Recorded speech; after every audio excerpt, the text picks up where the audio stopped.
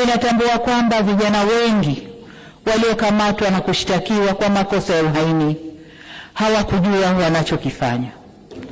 Nikiwa mama na mlezi wa taifa hili, ninavielekeza vyombo vya sheria na hasa ofisi ya mkurugenzi wa mashtaka kuangalia kiwango cha makosa yaliyofanywa na vijana wetu. Kwa wale ambao wanaonekana walifuata mkumbo na hawakudhamiria kufanya uhalifu, wawafutie makosa yao.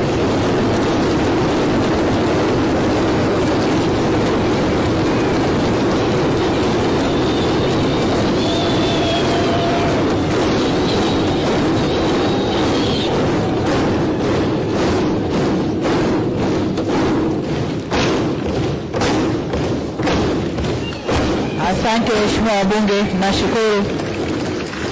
Waheshimiwa wabunge, ukiangalia klipu zile za maandamano, unaona kabisa kuna vijana ambao waliingia kwa kufuata mkumbo. Wanaimba kwa kufuata ushabiki.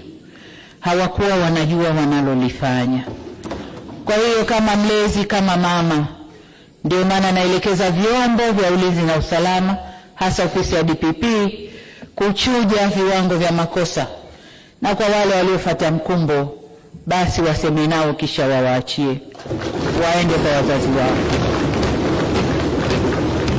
Natoa msamaha huo kwa sababu hata maneno ya Mwenyezi Mungu katika kitabu cha Luka sura 23 mstari wa 34 yanasema, na hapa nanukuu, Yesu akasema, Baba uwasamehe kwa kuwa hawajui watendalo.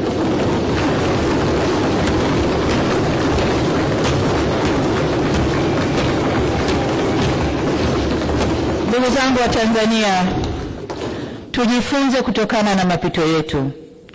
Hapana shaka kwamba Tanzania ni nchi inayofuata misingi ya kidemokrasia, ila neno demokrasia kamili inaweza kutafsiriwa kwenye mitazamo tofauti. Haina formula moja. Kama taifa tunaendelea kujifunza na kujirekebisha.